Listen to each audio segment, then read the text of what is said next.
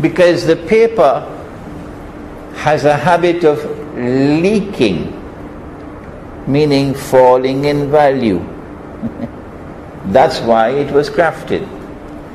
And as the paper fell in value, you were ripped off. And so they had to prohibit the use of gold as money. Where were the scholars of Christianity at that time? Where were the scholars of Judaism at that time? Where were the scholars of Hinduism and Buddhism? And finally, where were the scholars of Islam? Perhaps, eating roti shanai, drinking teh tarik. Because here, as plain as daylight, was something which should have troubled them. The Qur'an recognizes gold, dinar as money. The word dinar is in the Qur'an. The Qur'an uses the word dirham for silver, as money.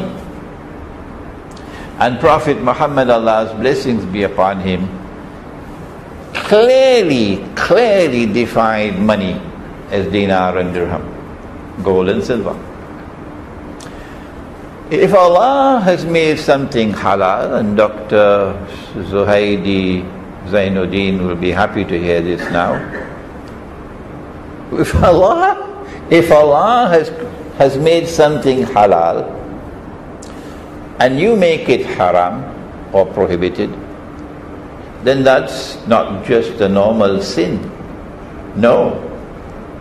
There's one sin, only one sin that Allah will never forgive. And that is blasphemy. The Arabic word is shirk. And in Surah Tauba of the Qur'an, it clearly mentions that this is shirk, to make haram what Allah made halal, or to make halal what Allah made haram.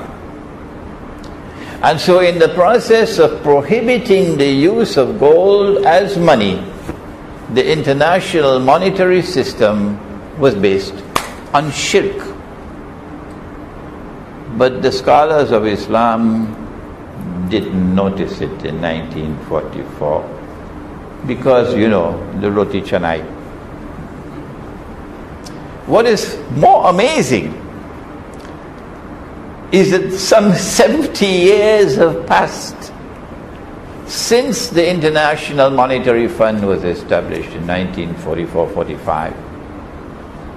And the world of Islamic scholarship has failed and failed miserably.